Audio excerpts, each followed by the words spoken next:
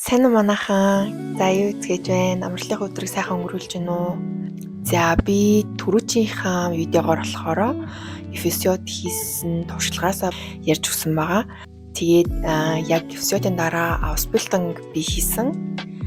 Тэгтээ хийхдээ 6 сар л хийсэн байдаг. Тэгээд энэ удаагийнхаа бичлэгээр болохоор аусбилтинг гэж яг юу юм бэ? Тэгээ юу шаардлагатай юм бэ? Яг юу болсон бэ гэсэн туршлагаасаа та нартай хуваалцахаар энэ видеого одоо ингэ хийж байна. Эхлээд ийм хүрэн жижиг нотиц хийсэн байгаа. Ер нь өмнөх видеонуудаа үзсэн чинь ингээд жоохон ер нь жоохон юм хэцэн баргүй ярьсан юм шиг санагдсан. Гэхдээ ингээд дараагийн видеоноос сайжраа явах гэж бодож байгаа. Би таад түрүүчхаа видеогоор ингээд 2 сар эмнэлэг твтчихсэн гэж ярьсан шүү дээ. Тэгээд 2 сарын хугацаанд эмнэлэг твтдээ би яг зүгээр бол эмнэлэг твтээгүй. Яг хэдийхэр хугацаанд ингээ эмнэлэг твтгийг мэдэхгүй байсан болохоор юмыг аж мэдгүйгээд хамаг хичээл ахын хэрэгслийг ингээ тийш аваад орж исэн. Тухайн үедээ би яг B1 хавцаа очсон байсан баг гэж би боддог.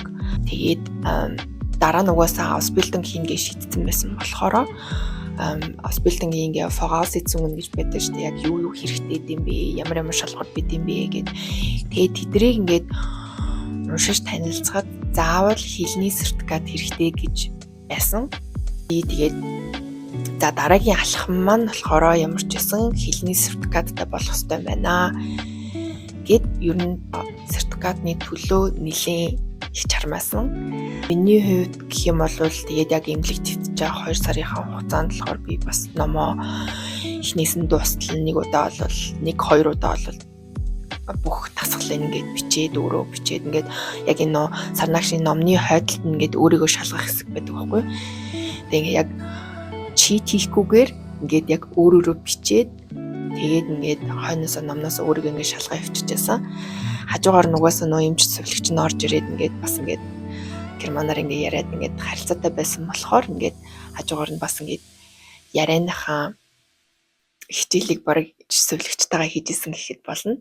За тэгээд эмнэлгээс гарсны дараа би ч тэр үед чинь яг орхоос өмнө 5 сар болсон.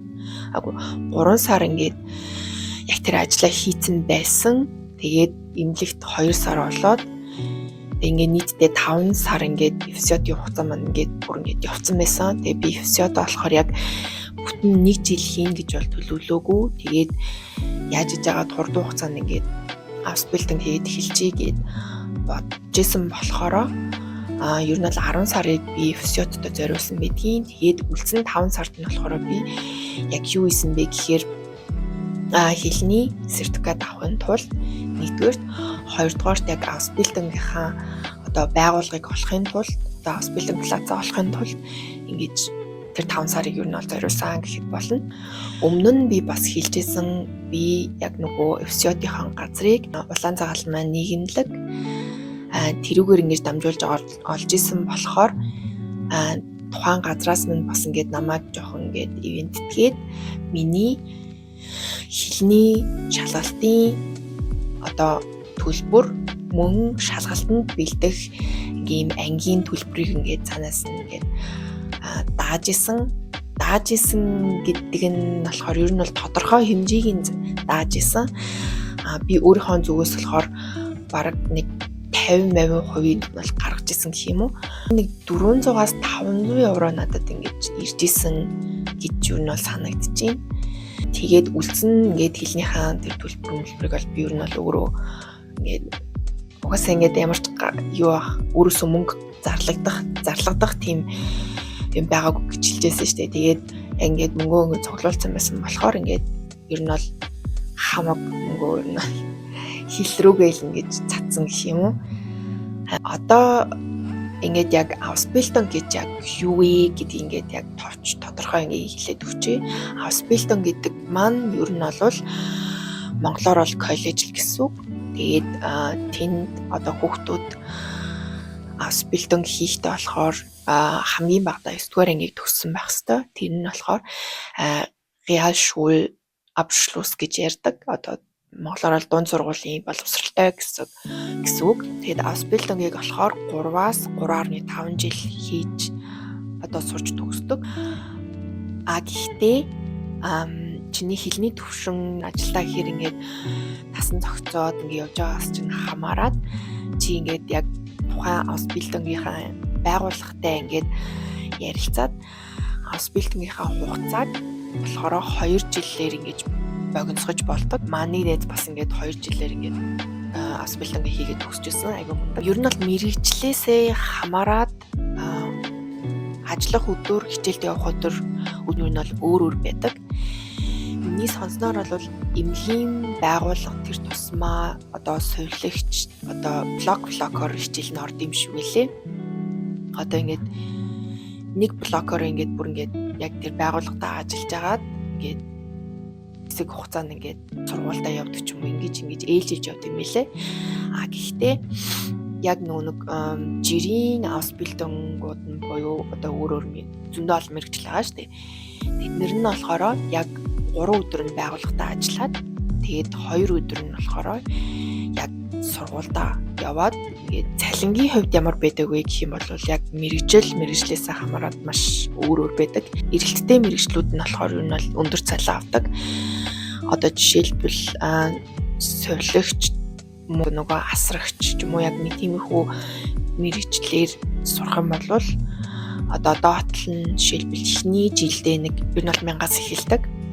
Тэгээд 2-3 дахь жилдээ ингээд ер нь бол цалингууд ингээд нэмэгдээ очдог гэсэн үг. Би нэг Монголд 2 жил яг мэргэжлэрээ буюу fashion designer шүтээс сурч исэн болохоор яг одоо тэрүүгээр ингээд уулна ингээд цаашаа ингээд сурыг гэж бодоод ирсэн. Эдийн тэгээд яг тэр 2 жилээ 10 жилийнхаа 11 жилийн боловсралтай ингээд нэмээд одоо Кёлн гэдэг нэг хотод ингээд нэг бас нэг юм байгууллага байдаг. Одоо гадаадын хүмүүс ингээд боловсролыг Германы боловсралтай ингэж дүүцүүлж аль түвшний боловсралтай байна гэдгийг нь яг ингэж ийм бичиг хийж өгдөг тийм газар байдаг. За тэгээд би тийшээ хамаг ингээд бичиг баримтаа ингээд нотродоор баталгаажуулаад тэгээд одоо тэр байгууллага руу явуулж исэн. Тэгэхэд хариу нь болохоор миний Fach Oberschulreife гэж гарсан. Тэр нь юу юм бэ гэхээр ер нь бол Realschulabschlussтэй ер нь бол дүүцэх хэмжээнийх гэсэн үг. Зөвхөн Ausbildung хийж болно. Гэхдээ их сургуульд орох хэмжээнийх бол биш. Тэгээд яг тэр сертификатыг авчаад би үнэхээр гайхажсан. Яагаад бүхэлдээ 13 жил ингээд сурцсан байхад чинь ингээд яагаад бүр доотлол ингээд Fach Hochschulreife аваагүй болоо гэж би бодож исэн. Яг тэрхэн үедээ би ингээд Монголд ингээд эзэмшиж байгаа боловсрал гадаад оронд ямар доогуур үнэлэгддэг юм бэ гэдгийг би бүр үнэхээр ойлгосон. Тэгээд ингээд үнэхээр амьдралын минь 13 жил ингээд гадагшаа ингээд явхад ингээд тухайн орныхоо 9-10 дугаар ангийн боловсралтай л тэнцвүүц байна гэд бодоод үзэхээр надад бүр үнэхээр хэцчихсэн. Anyways, тэгээд тэр сертификат авсныхаа дараа ер нь бол би Düsseldorf хотод одоогийн амьдарч байгаа хоттой герман хэлний нэг сургалтанд сууж исэн. Тэгээд тэндээ болохоор би тухайн үедээ багштайгаа ярьж агаад аль шатныхаа одоо шалгалтыг өгөх вэ гэж асуусан чинь манай багш маань болохоор чи баг C1-ийг өгсөн нэр юм шүү гэд хэлжсэн. Тэгээд би за баг гооха гэж яг өөртөө итгэлгүйсэн. Тэгээд C1-ийг өгөөд алдчих юм бол ингээд бүр амар ингээд мөнгө алдчих гэдэг юм шиг санагдаад. Тэгээд тийм болохоор ер нь бол хамаг юм зориулж байгаа болохоор ер нь safe B2-оо өгөөл тэнцэл угаасаа Ausbildung B2 бол хангалттай юм гэж бодоод тэгээд B2-ыг би бэлдээд орж исэн. Яаж бэлдсэн бэ гэхээр ингээд тэр болохоор нэг тийм интенсив курс байсан. Тэгээд интенсив гэхээр болохоор нэгтгэээс 5 дахь өдөр хүртэл өдөр бүр ингээ 2 цаг хичээлдэг. Тэгтээ би Мюнстерд амьдарч исэн болохоор багшаас асуугаад ингээд багшаа би ингээд өдөр болго ингээд Düsseldorf руу ингээд ирж иж болж чадахгүй би бүр ингээд Мюнстерд амьдардаг болохоор тэгээд ингээд яах вэ гэдгсэн чинь за тэгвэл манай онлайн курс суучих гээд. Гэтэ бас яг тухайн үед нөгөө ковид бас стил байсан болохоор ингээд азар тэр сургалтын төв маань ингээд хагас ийм онлайн хагас ийм англи танхимын тийм сургалт явуулдаг байсан. Тэгээ би онлайнд нь орж исэн. Тэгээд багштайгаа бэлдээд ингээд одоо нэг сар гарны хугацаанд бэлдсэн гэх юм уу. Тэгээд яг нөгөө юуныхаа шалгалтынхаа цагийг авсан байсан. Тэгээд шалгалтандаа ороод амжилттай тэнцээд ер нь бол нэлээд сайн авсан. Тэгээд би хоёрхан сертификатыг аваад ер нь бол нэг 3 сарын инглиш гарч ирснийхэн дараа нэг хичээл ингээд бас өөрөө ингээд бэлдээд тэгээд ер нь бол 3 сарын дараа шалгалтандаа ороод тэг яг эфесиодоо дуусахаас өмнө сертификат аваад тэгээд дээрээс нь тэр нөгөө одоо боловсролынхаа дүүцүүлэх бичиг баримтыг аваад ингээд ерөнхийдөө бол миний бүх авах ёстой визт хэрэгтэй болох бүх ингээд бичиг баримтууд ер нь бол ингээд бүрдэжсэн. Германд болохоор ерөнхийдөө маш олон вебсайтууд байдаг. Одоо ингээд хүн болгон тийшээ ингээд орж ингээд Ausbildung тэгээд одоо юу гэдгийг дадлага эфесиод ажил гэдэг бүх төрлийн зар ингээд явж байдаг юм сайтууд байдаг. Тэгээд тэр сайтуудыг биш ингээд оруулчих. Тэр сайтууд руу ингээд бишнес ингээд сертификат авсныхаа дараа ингээд бүх бичиг баримтуудаа ингээд байршуулад ингээд яг нэг Ausbildung-ийн одоо байгууллагууд руугаа ингэж хүсэлтээ явуулж байсан. Зарим Ausbildung-ууд нь болохоор ингээд цалин өгдөггүй хэрнээ ингээд зөвхөн ингээд одоо лекц ордог тийм Ausbildung-ууд байдаг. Тэрийг болохоор schulische Ausbildung гэж нэрлэдэг. Ер нь баг ингээд их сургууль шиг гэх юм уу. Гэтэ ингээд нэг Ausbildung чи ингээд 3 өдөр нь ингээд ажиллачаад ингээд 2 өдөр нь ингээд хичээлдээ ингээд явдаг болон системтэй. Гэтэ ингээд яг тэр schulische Ausbildung нь болохоор шууд ингээд 5 хоног ингээд хичээлээ хийдэг тийм байдаг. Гэтэ яг тэрэндээ ингээд бас ингээд төлбөр төлдөг, тэг цалин авдаггүй. Тэрлөө ингэж уул нь бол орох боломжтой байсан хажуугаар нь ажил хийгээд тэгээд гэтээ ингээд яалтчгүй ингээд тэр эхлүүлэх ингээд бас нэг санхүүгийн тухайд боломжгүй байсан учраас ингээд яг жирийн Ausbildung-ийг би ингээд сонгоод орж исэн. Тэгээд ямар мэрэгчлэр сурахаар шийдсэн байсан бэ гэх юм бол sales assistant буюу худалдааны зөвлөхөр гэж суръя гэж бодсон. Гэтэ яг нэг эфесиод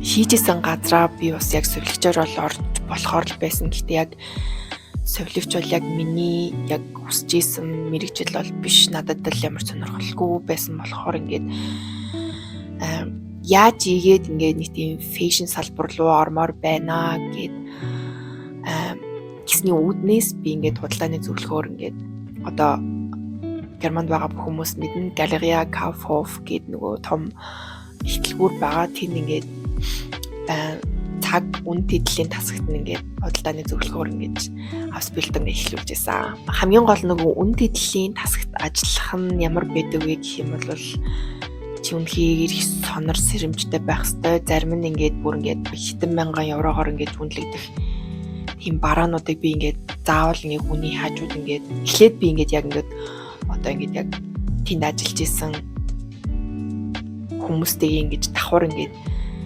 одоо тэр үйлчлүүлэгч тэр хоёрын хоорондох яриаг ингээд сонсож өөрийгөө ингээд жоохон тасгаж агаад дараа нь ингээд жижиг зүйл буюу одоо нэг хүзүүний зүйлт ингээд ээмэг бөгж одоо гэтээ бүр ингээд алмазан шитгэн битгээдээ ээмэг бол зарж байгаагүй. Хэрвээ зархаар ингээд хүмүүст үзүүлэхээр байсан бол заавал ингээд хүнтэй хамт ингээд үзүүлж ингээд зөвлөгөө өгж ингээд зардаг байсан. Тэгээд эхлэхдээ бол би ер нь бол айгу багаас эхэлсэн. Ингээд мөнгөн ээмэг бөгж одоо зүйлт эсвэл ингээд ийм арай хямдхан цаг ч үт юм уу тэгж ингээд эхэлж исэн. Мөн ингээд ер нь бол яг нэг эмнэлгийн одоо ингээд ийм асаргааны байгууллагад ажиллаад яг тухайн мэрэгжлийн хэллэгийг гэх юм уу мэрэгжлийн хэллэгүүдийг одоо ингээ яг тийшээ чиглэсэн юм герман хэлтэй болцсон байсан. Тэг яг ингээ зүгээр ингээ нормал ингээ яг амьдрал дээр ингээ гараад ингээ хүнд ингээ юм ингээ тайлбарлана гэхэд бол надад жоохон эхнээ ер нь жоохон ингээ тасаагүй дээж тэрүү бас ингээ үгийн баялаг нарийн ингээ том болоогүй байгаа байсандаа ч тэр ингээд жоохон хэцүү байсан гэх юм уу? Хэцүү чашин ер нь жоохон тасах шаардлагатай байсан. За тэгээд аусбилдинг хийхэд ямар хүндрэлтэй зүйлүүд гарч исэн бэ? Юун дээр фейлдж исэн бэ? Тэр талаараа ингээд ерөнхийдөө яриа явчих гэж бодож байна. Би ингээд яг үн тэдлийн тасаг буюу ер нь бол хамгийн их орлого оруулдаг байсан тэр газарт ингээд ажилладаг байсан болохоор тэр хэрээрээ бас ийм шалгуур бас ингээд хариуцлага аюу өндөр байсан. Тэгээд би яг ингээд анх ажилд ороход ингээд надтай цуг ингээд 4 билүү 5 ажилладаг байсан. Тэгээд тэр дундаа 3 нь болохоор ерөнхийдөө 50-аас дээш насны 2 нь болохоор нэг 30 оргим насны тийм 2 эмэгтэй ер нь бол бүгдээр эмэгтэй байсан. За тэгээд анх ажилд ороод анхны удаатай ингээд ямар бараа бүтээгдэхүүн зардаг вэ гэж ингэж тайлбарлаж ирсэн. Тэр ер нь бол юу байсан бэ гэх юм мөнгөний төлөөс ахуулаад алмазын шигтэйдэг бүгчд юм уу зүлчээд юм уу ингээд ер нь бол 1000 еврогоор ингэж үнэлэгдэх тийм үнэтэй зайтай бараа бүтээгдэхүүнийг зардаг байсан. Хамт ажилдаг байсан хүмүүс маань ер нь бол тэр тундаас 2 нь л гайгүй ааштай байсан гэх юм уу. Нөгөө 3 ч одоо нэг нь ч бүр надтай нэг амар харьцдаг. Тэгээ нөгөө 2 нь болохоор нэг нөгөө хоёрын нэг нь болохоор нэг хальтмалт юм заагаал ингээд өнгөрчдөг. Тэгээд нэг эмэгтэй нь бүр тэр эмэгтэй болохоор амар тийм хатуу маг ингээд яг анх ороход гайгүй ингээд танилцахад ингээд гайгүй байсан хэрний ингээд яваандаа айгу юм зан танигдсан гэх юм уу. Ер нь бол тийжсэн. Тэгээ намайг ер нь бол айгу тийм гадуурхах тийм шинж одоо тэгэл за инчтэй гэсэн тийм ааш авир айгу их гаргадаг байсан. Гэхдээ нэг талаараа тийм нөгөө талаараа тэр эмэгтэй л ер нь бол одоо тэнд байгаа бүх ингээд бараа бүтээгдэхүүн брендийн одоо үүсэл түүхэл гэд ер нь бол агаас зэд хүртэл бүх мэдээллийг тэр хүн ингээд цээжээрээ мэддэг ийм айгу ер нь бол айгу мундаг хүн байсан. Анх яг ингээд ажилдаа ороход ингээд намайг гайгүй нөгөө 2 эмэгтэй 30-д настай 2 эмэгтэй надад нь айгу дайгуу туслаад ингээд за ингэрээ тэгэрээ гэж ингэж айгу зааж сургадаг байсан. Дүүл нь болохоор ингээл нэг хаяа заагаал хаяа болол ингээл тэгэл бэждэг байсан. Тэгээ миний хийдэг байсан ер нь бол өөрийн даалгавар нь юу байсан бэ гэхээр одоо ингээд хүмүүс одоо ингээд үйлчлүүлэгч ингээд орж ирэх юм бол ингээд миний хувьд бол хамгийн бага одоо үнэлгээтэй зүйлсүүдийг одоо жишээлбэл мөнгөн бөгч мөнгөний зүйлсч гэдэг юм хослол масл тиймэрхүү зүйлсийг ингэж би одоо тайлбарлаж ингэж зардаг байсан. Тэгээд тайлбарлахаасаа өмнө яг тэр нөгөө амар хатуу юм шиг байсан тэр эмэгтэй ингэж надад ингэж за одоо энэ чи ингэн тэгнэ гэдээ айгуух зааж өгдөг байсан. Тэг ингэж ганцаараа ингэж зогсоод ингэж хүнтэй ингэж харилцаад ингэж юм зарах гэж ингэж оролдонгууд ингэж заримдаа бүр амар төвхтэй санагддаг байсан. Ингэж хажууд яг тэр эмэгтэй ингэж хурж зогсон гутлаа ингэж бит хоёрын ингээ хоорондын яриа ингэж амар ингээл чагнаал. Тэгснээ ингээ тэр хүн ингээ үйлчлэгч маань ингээ явчингууд тэгэл ингээл бүр заавал нэг хайгаад натаас бүр нэг тийм амар хайгаад идэг юм шиг санагдчихсэн тохойд ингээд ингэж хэлмээргүй л л та. Гэтэ ингээд айгуу тийм одоо хуучин германы үзэл сурталаар ингэж надад заримдаа ингэж ханддаг байсан гэх юм уу.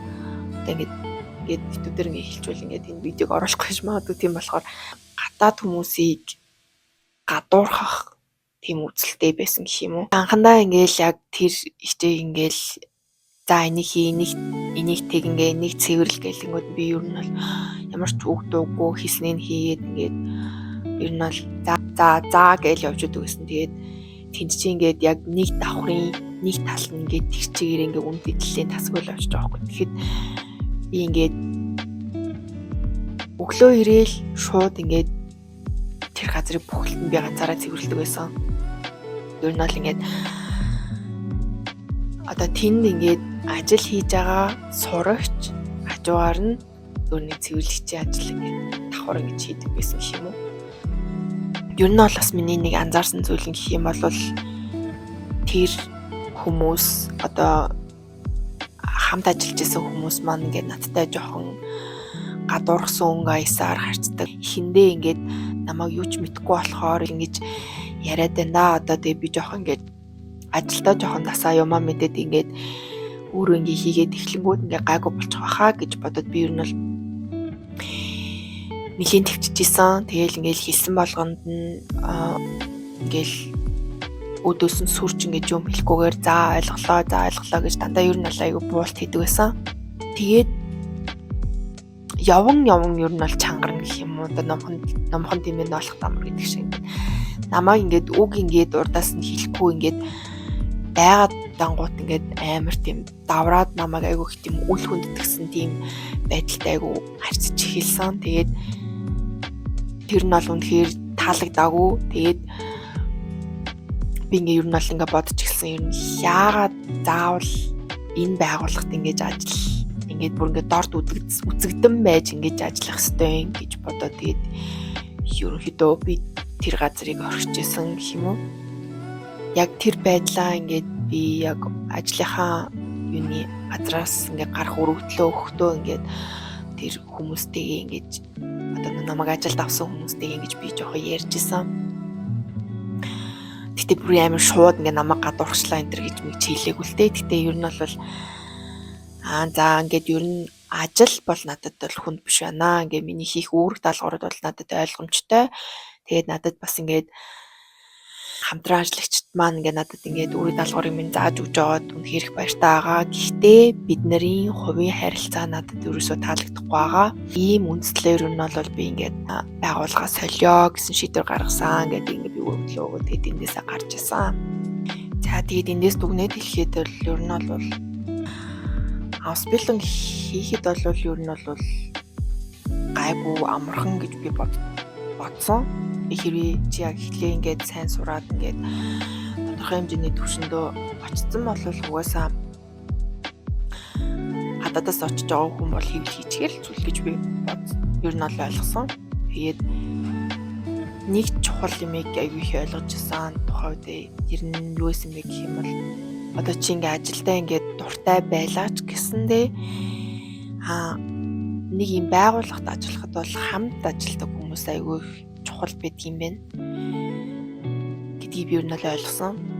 Тэгээд ингээд ер нь бол ганц яг тэр хоспиталынгийн ингээд за болидоо ер нь ингээд бүтггүй маань гээд гарсан шалтгаан гэх юм бол ер нь бол миний хамт ажиллаж байсан хүмүүс намайг аюул тийм гадуурхаж байсан гэх юм уу. Ер нь бол яаж намайг гадуурхдаг байсан бэ гэх юм бол ингээд жишээлбэл хамгал муухай нэг тийм харбор ажиллаа надаар хийлэгдэг байсан. Одоо ингээд тэр чинь ингээд бүр ингээд нэг том одоо нэг давхар ингээд нэг давхрын гитлгүүрийн нэг давхрын ингээд нэг тал нь ингээд тэр чигтээ ингээд шилэн байгаа байхгүй юу. Тэгээд тэрний бүх шилийг надаар угаалгадаг байсан өдөр болгон. Тэгээд гэтээ тэр бол надад нэг юм асуудал байгаагүй. Яг хоо ингээд за тэгэл дуугүй хийдэг байсан. Тэгээд өөр нэг зүйл гэх юм бол над руу ингээл амар харж ингэж эцэлж ярихгүй ингээд бүр ингэ тийм дээрээс ингэж доошоо ярих ч гэдэм үү тиймэрхүү өнгөстэй ярьдаг байсан. Одоо тэрийг одоо би яг юу гэж тайлбарлахаа мэдэхгүй байна. Тэгээд намайг чи ингээд өөрөөсөө оржсэн ч ол хинч биш гэсэн нэг тиймэрхүү аястай надтай харьцдаг байсан. Тэгээд бас нэг өөр юм гэх юм бол бас ингээд би ингээд өрсөлдөгч ингээд яг миний урд байгаа. Би ингээд яриад юм аа ингээд тайлбарлангууд бит хоёрын дундуур ингэж миний яриаг тасалж орж ирээд намайг аягүй их буруутгаад хүний урд намайг бүр амар хэд удаа аягүй байдал хийжсэн. Тэг ингээд би дараа нь ингээд явтыг нүүлжлэгч явцаа ойгоор ингээд яагаад надад ингэж хандаад байгаа гэж би ингэж ер нь асууж ирсэн. Тэгсэн ингээд итгэхгүй. Тэгэл ингээл нэг сонио. Угсаал нэг тийм надад дургу гэдг нь бол амар их харагдчихсан гэх юм уу. Тэр нь л надад юу нь бол айгүй жоо хэцүүс. Юу нь бол айгүй хэцүүс. Түүнээс бол яг тэр мэрэгчлэр хэрвээ ингээд сураад хөсцөн байсан бол яг үүдээ тэгэл яг retail assistant хийгээл явж л байхаас махалтай. Тэгтээ яад ч юм бурхан нэг өөр юм л надад төлөвлөсөн байсан юм билэ. Гадуур ингээд зүгээр ингээд гудамжаар явхад ингээд заримдаа ингээд нэг сонин авир одоо Европ юм сонин авир гаргах үе байдаг ч гэсэн би тэрийг ямар тоолгүй ингээд өнгөрөөдөг байсан. Гэтэ яг бүр тийм амар юм ялгуурлан гадуурхалт бол би өртөж байгаагүй.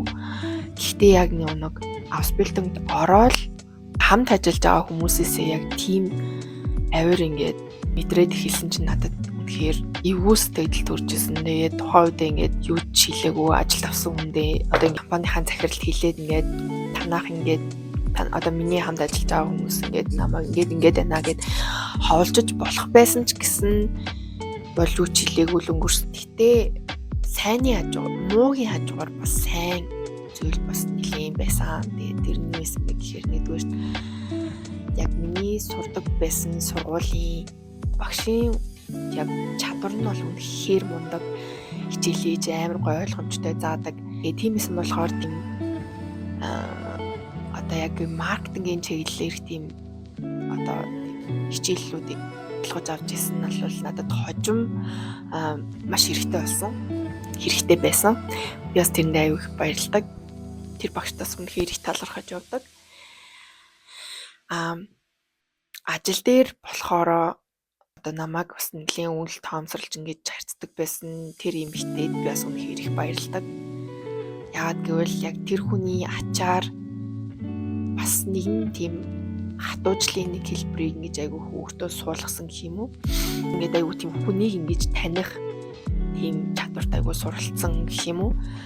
Яагаад гэвэл яг тэр эмэгтэй яг ингээд надад бол зөвхөн зүгээр миний л бодол ингээд надад бол тэр юм хатуу ингээд аашлаад байгаа хэрнээ ингээд цаанаа ингээд намайг за чи бол гадаадаас ирсэн охин чи бол юу ч мэдгүй хэрвээ чи Германд үлдээд ингээд энэ ажлыг сураад амьдрий гэж бодож байгаа бол хатуу байх хэрэгтэй. Тэгээд бүх юмаа мэддэг байх хэрэгтэй.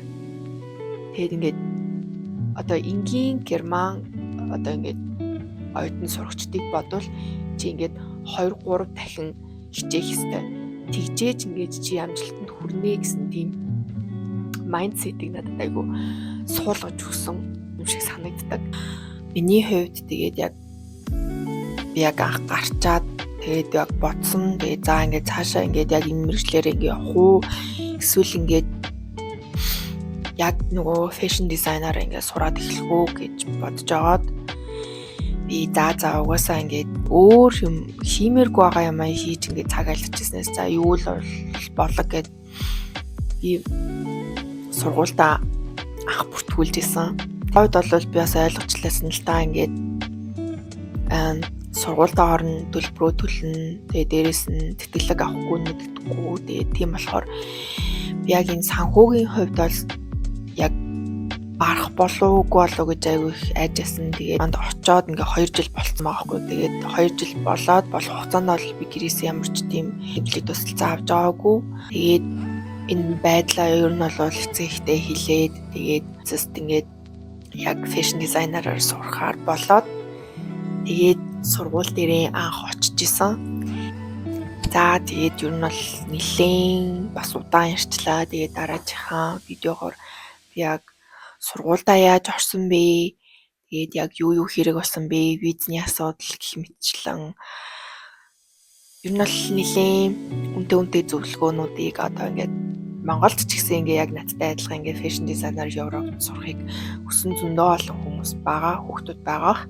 Тэгээд та нар миний видеог бас ингээ алгасалгүй үзээрэй. Тэгээд би маш хэрэгтэй мэдээллүүдийг ингээ ямар ч шүүлтүргүй. Тэгээд subscribe дараарай. Тэгээд бас асуух зүйл байвал яг комент дээр бичээд үлдээчээрэй. Би тэгээд тавтай үед ингээ яаж ийгээд хурдан хариулахыг хичээнэ. За тэгээд дараагийн видеогоор уулзтлаа. Түр бай.